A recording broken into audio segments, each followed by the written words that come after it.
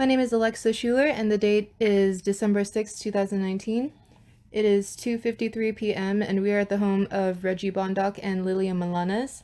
I'm interviewing Reghie Bondoc for the purpose of gathering personal experience of those who came to America and are part of the Filipino diaspora in the Bay Area. So, hi, Mr. Reghie. When and where were you born? I was born in the Philippines, Manila, Philippines, on August 24, 1958. Okay. And can you tell me about your parents and your family? My mom's name is Ligaya Bondoc. My dad is Procopio Bondoc. My dad is from Pampanga, and my mom is from Cavite City. And we're 12. I have 11 siblings, 12 in the family. Wow. It's a lot. We don't have television, that's right. Uh, I have five brothers and five sisters. So I was in the middle. So Okay. Is there anything else you can tell me about your family? Like, what were you guys like? Like, just is there anything else you want to mention about them? No? Okay, no problem. So, what do you remember most growing up? well, I went to school in Tandang Sora Elementary School and then high school in E. Rodriguez High School. I used to play volleyball, and I was I was a team captain in our school, and then I play volleyball in all over the country in the Philippines, in several provinces. So, and then sometimes I play basketball also. Wow. So you were really involved in sports back then? Yes, I'm an athlete in the Philippines. Wow. And did your parents go to any of your games or anything like that, or? Sometimes they're watching. Sometimes my mom watch while I play in the volleyball. Did you win any awards with your teams? We have like an award, yes, sometimes, but sometimes we don't win at all. That's okay, it happens. Okay, well, awesome. Thank you for sharing that. Um, is there anything else you remember growing up, like the time spent with your siblings, maybe, or like what were your friends like back then, or No, no. that's okay, no problem. And so, back then, what were your hopes and dreams? My dream. Like when you were little, like what did you want to be when you grew up, or what did you hope for your life, like back in those days? Well, actually, I want to be. When I was in the Philippines, um, I want to go to America. That's one thing. But I went to school first, but unfortunately, I didn't graduate college. So, and then my uh, my brother petitioned us Which to brother? Paul. He married an American citizen, so my brother got here, and then my brother petitioned my mom, and then from parents to their kids.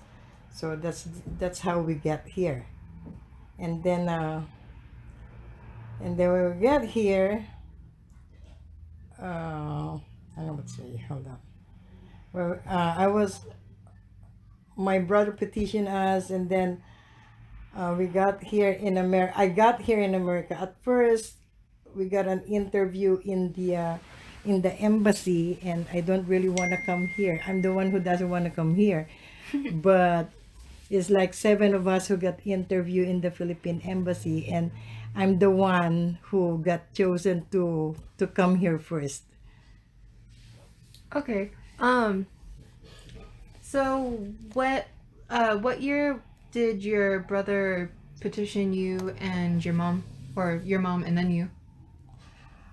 Um, I got my brother petitioned me, we waited for like 10 years when my mom first, like 5 years, then after my mom, we waited for 5 years, and then I got here. I got here October 28, 1989, I think. On the plane, were you by yourself or did you have some of your siblings? No, I'm by myself. That's why I was so afraid, because I'm alone in the airplane. It's my first time in the airplane. So, since it's my first time in the plane, I didn't know that those food in the plane are free. So it's like every time the stewardess asking me, "Do you want something to eat?" I always say no, because I Oh. thought it's not, because I thought I have to pay for it, and I only have $2 in my pocket, unfortunately. So I always say no. So when I get here in America, I was so hungry because I traveled for like 16 hours, no eating at all. So, and then my first, I stopped over Hawaii first. That's my port of entry is Hawaii. So when I get to Hawaii, good thing I talked to one of the Filipinos there. So he's the one who told me, no, it's free. So from Hawaii, I ate something like uh, I ordered water because I'm ashamed. I'm ashamed to ask for something. So that's my experience in the plane. But still, it's kind of scary because I'm alone in the plane. So, and that's my first time. That must have been like very like scary, like just adjusting to not only being on a plane for the first time, but about to go to another place in America that Yeah, on the like stopover, I don't know where to go. oh. Yeah, it's like we stop over Hawaii for my port of entry, and I don't really know where to go. So, and I don't even know how to speak English before. So it's like, good thing there's like always a Filipino. So I asked them, and then they asked me to go there and here and here. So from there, I got in. So So after the plane landed in Hawaii and then went towards California, where did the plane land? San Francisco Airport, San Okay. Francisco Airport, What year was and that? that's 1989. I remember 1989, I think. October 28, 1989. Okay. And what was that like? Um, First, it's too cold. It's really cold. But I feel really good because I'm already in America. The airport, when I saw the airport, so nice. Unlike airport in the Philippines, is like, I don't know how to explain it, but it's too small and it's not really like America. And the first thing I noticed is it's so clean. When I get out of the airport, the street is so clean. It's really clean. And then the air is fresh. So it's like, oh, this is America. So overall, like arriving, it sounds like it was very like refreshing and also like it was like a new, exciting kind of experience. Yes, yes. Scary at first. Siyempre, no, I'm kind of scared because, and then I saw Lola, I saw Tita Delta in the airport, and I was so happy. Oh. And then I went outside. I want to see outside the airport, and it's really nice. At first, it's like I'm so amazed. Wow, this is America. And so after your mom and your sister picked you up from the airport, where did you guys go? um, in their house where they live. Actually, it's not really our house. It's like Grandma Anna. Lola's taking care of an old woman before. And good thing the owner of the house was so nice. And the owner let us live there. So that's the first. That's we stay in a house in Hayward, Seneca Hayward, and then yeah, when I get there, it's my mom. We live there. My mom, Delta. Who else is there? Tito Paul is there. So it's good. They're nice. But the Grandma Anna was still living there when she was still alive. And then when I came after like a couple of months, I think your mom came, or after 3 months, I think. Your mom and two of my brothers came, and then we live there too because we don't have a house. So it's like there's a lot of people. And then after your mom, Tito Jerry and Tito, uh, I think Tita Baby Jen follow, and some of them, and then their kids, I think. So, and everybody lives in that house. And then Grandma Anna died, and then the owner let us stay there because they're really nice. Mm-hmm. Wow. So how much of like how many were you in that house? Oh my God, we're a lot in the house. We're like 12, 13 people in the house. Wow. One bathroom. I mean, two bedroom, one bath in the house. Like, and then 13 people. Sometimes, oh, the garage we converted to rooms also with two beds. And then we have like a small attic where you can't even stand up. Okay, you have to go upstairs. It's not a stair, only you the one that it looks like stair though, but you can't stand up. It's like an attic that you can just crawl.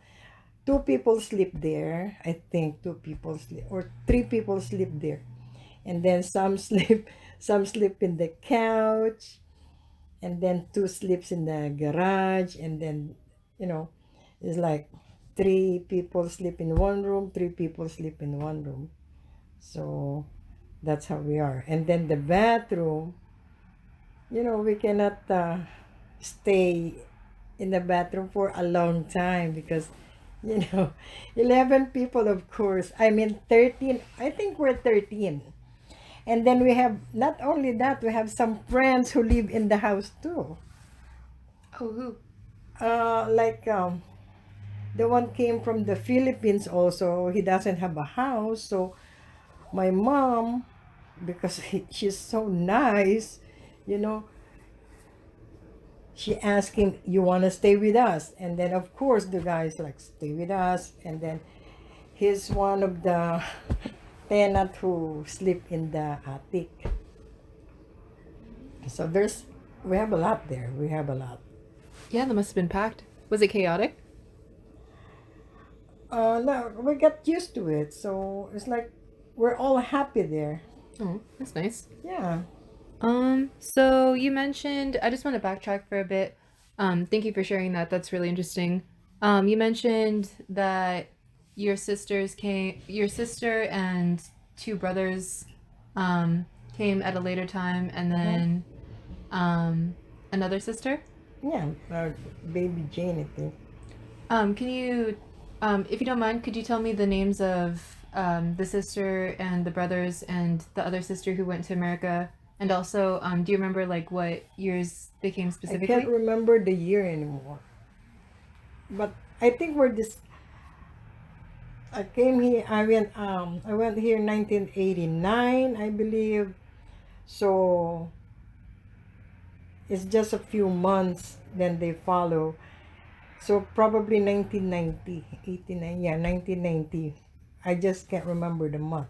So the first, okay, me, the first one who came here is me, and then followed by Telma, I think, Jerry, and Tito. Then after that is Jane and her kids, Joy, Jay, and John, I think. Yeah. So they're the last one who came here and, live in one house. So, Cool. Thank you for sharing that. Um, so why did your family decide to go to America? it's a petition. It's like we didn't really. Yeah, my brother petitioned us. Paul did petition us, where we decided to come here because our life in the Philippines is not, uh, you know, okay, we're poor. We're poor in the Philippines. It's like you really have to work really, really hard for you to, to eat whatever you want to eat, or, it's like we're also living in one house. Everybody lives in one house. So it's like we cannot go, if we cannot go anywhere that we want to go, because we don't have money. We can't buy whatever we want to buy because we don't have money. And we don't work because it's so hard to look for a job in the Philippines. You gotta be a college graduate, or even if you're college graduate, you cannot find a job if you don't know anybody. That's why it's really hard to look for a job there. So the good thing, Paul, my brother, who petitioned us, um, uh, meet Ate Angie. And Ate Angie, the good thing, is an American citizen. So they're the one who start to petition us. So, and it's good thing. And then now everybody's here. Aside from Tita Raquel and Tito Danny before, because they got married. They got married before they petition, before the petition. That's why my mom has been telling them, don't get married, don't get married. But still, they got married. So they're not be able to petition because only the single ones are the one who can come to America. If you get married, you have no more chance. There is, but you have to wait for like 30 years. That long, I think. Wow. Um, so just reiterating once again on your brother Paul petitioning you guys to come Mhm. to America. Uh-huh. Do you remember when the process started? No, I can't remember that. That's a long time ago. No problem. My memory bank is not that good. That's okay, no problem. And so, about that process, was coming to America easy or difficult? Just like the entire process of having to wait and getting petitioned and everything like that? Before it's just easy, but the only thing is you have to wait for a long time.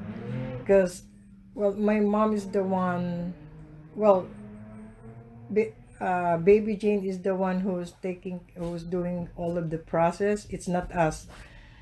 She's the one who's working on everything, the documents and everything. We just have to give her our birth certificate, and she's the one who goes to the embassy. And then when everything is settled, then she told us that, okay, you guys have to appear here.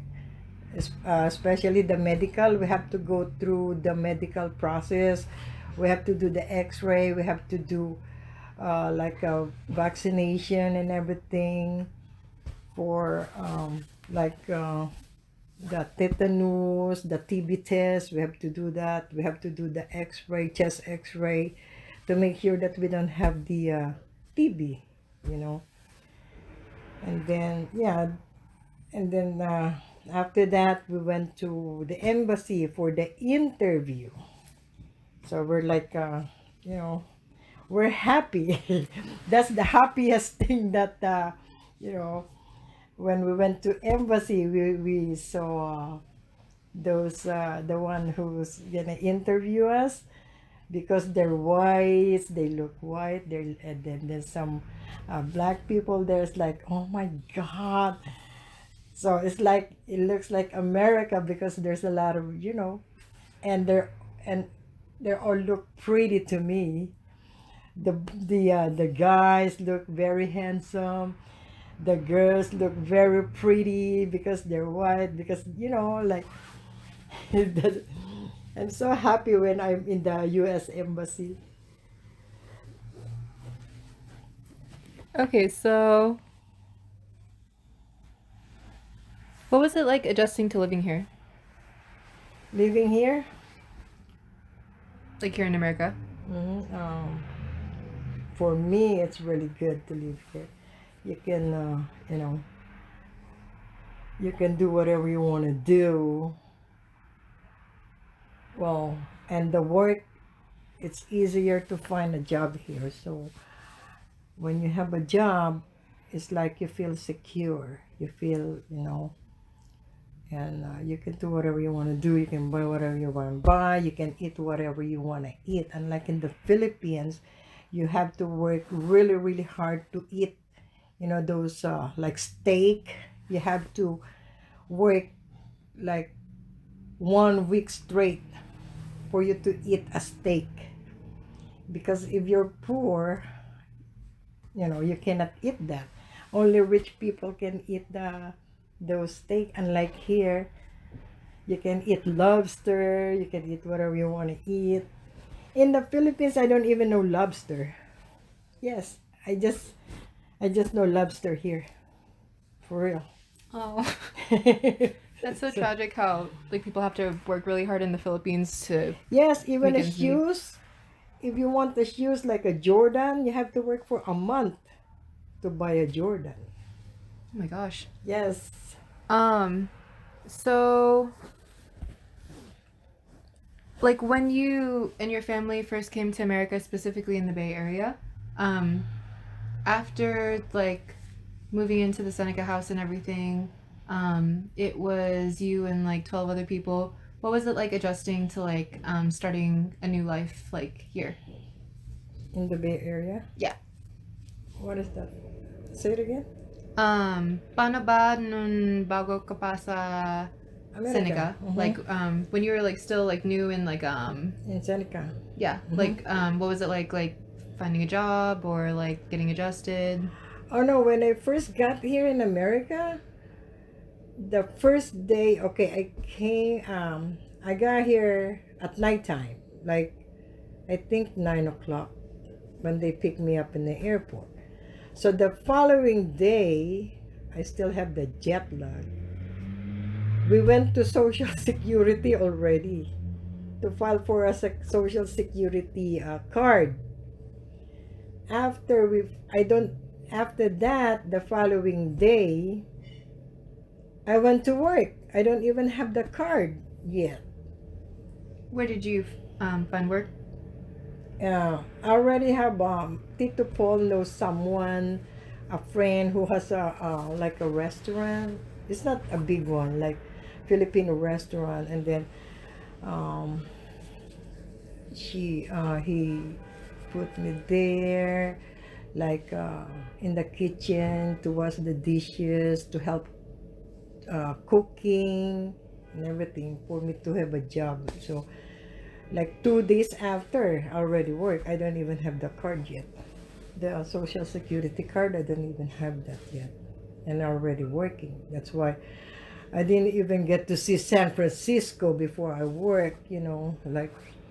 And then after, when I got, and then I don't have a car, I have to go. He showed me how to take a bus from here to San Leandro. And then when I get used to bus, I look for another job. I work 2 jobs. I get off the BART station, and in the BART station there's a McDonald's. So when I get off the BART, I run go to McDonald's to work for only 5 hours, I think. So you had 2 jobs. I have 2 jobs. Wow. What was that like? What was it like having like two jobs, like, and still being new to America? Yeah, it's hard at first, but when I got used to it, it's kind of easy.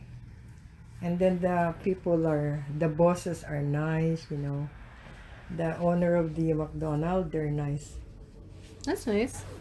Sounds like a positive experience. Um, so why did your family choose to live in the Bay Area specifically? We didn't really choose Bay Area because my mom took care of Grandma Anna before, and Grandma Anna lives in the Bay Area. That's why we got stuck here in the Bay Area. And then now we got used of Bay Area, so we want because of the weather is nice here, and then it's easy to find a job, and our work is here, so might as well live here. Yeah, And it's really nice here. Only the absolutely. traffic, that's it. Totally. Thank you for answering that. So, like, if you don't mind me asking, going back to um, Miss Lagaya finding a job working for Grandma Anna, how did she find that job? From a friend. I think one of her friend referred her to take care of Grandma Anna from a friend.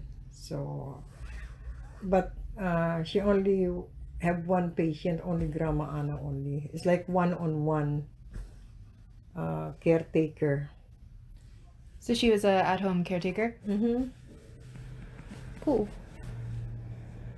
So, when and how did you meet your current partner? If you don't mind me asking. Um, when I was working at Fuji True Color, it's like a warehouse. That's where I meet her. What? And I am like I'm kind of, I'm like the lead, their lead, and she's the one who's sorting all of the pictures, and then we're just kind of talking at first, and then that's how it starts. And when was this? I can't remember anymore. 1995, I think. It's been a long time. How long have you two been together? Give and take 20 years, 25 years, something like that. Wow. And can you tell me your partner's name? Lilia Milanes. Cool. That's the name of my godmother. Huh. Yeah. And so, looking back at your life in the Philippines from when you first moved to America to how it is now, what are some of the highlights of your experience? In the here, Yeah. I don't really have a good experience in the Philippines. I was born there, but my life there is not really, you know, we're poor. That's why. That's all I can remember. We're poor. But in here in America, see, I went to school. I went to, it's not really a university. It's like a college only. I went to school for nursing, LVN, and then it took me like a year and a half, and then now I became, and then I passed the NCLEX board, and now I'm a nurse, see? And I'm proud, even if I'm just an LVN, I'm still proud because, you know, and I'm making good money than in the Philippines. In the Philippines, it's really a hard work. Like lifting all of those metals, like, but pay. Imagine we just got paid a little bit. Like, but in here, just I went to school. But at first, I work in a warehouse. It's like, but uh, it's like I'm a data entry in the warehouse, so it's not really hard for me. But still, uh, I want to uh, Ate Joy told me if I want to go to LVN school, so I tried that. and then I became a nurse. Yeah, being an LVN is a really important job. Um, when did you go to school? To when I was 48 years old when I decided. I'm 48, so I graduated like almost 50, so that was 2007, I think. Awesome. Thank you for sharing. And what was the school's called? Unitech College. Unitech. Unitech, yeah. Awesome. Okay. So, besides going to school and becoming an LVN, is there any other highlight? Um, not even just from like the Philippines or like moving to America, but just like in general, like over the years. In general, um, here, the experience. Mhm. Well, here I experienced to have a good life. Like we live in our house, and then I have a car. I don't need to take a bus or anything. I have a car. I have a good job. I have a car. We have a house. So in the Philippines, we don't have anything like that. So So like the highlights or like one highlight is it sounds like, please correct me if I'm wrong, the process of just getting like security and also like a good life, like of having your own car, having yeah. like a house of your own, Mm-hmm. stuff like that. Mm-hmm. Awesome. Yes. Thank you. So on to our last question. Do you have any bios for the next generation? For the next generation who wants to come here in America, Yeah. Well, just for the next generation in general. It can be like towards like the next generation in the Philippines, in America, like whichever you prefer. yeah, if for those who want to come here in America, you just have to work hard, and find a good friend, you know, don't don't do any drugs or something because there's a lot in here. Yeah, just work hard and you're gonna get, what you want. In general too, just like for the next generation, like let's say that lives in America, do you have like any advice for them, or would it be like the same thing? Yeah, it's the same thing. Cool. Sounds good. That's a very good advice. Well, thank you very much. I appreciate like all of like the stories of like your journey here to America and also like your family's migration story. I appreciate the opportunity to have heard this and to be able to record this history. So thank you very much. Okay, you're welcome.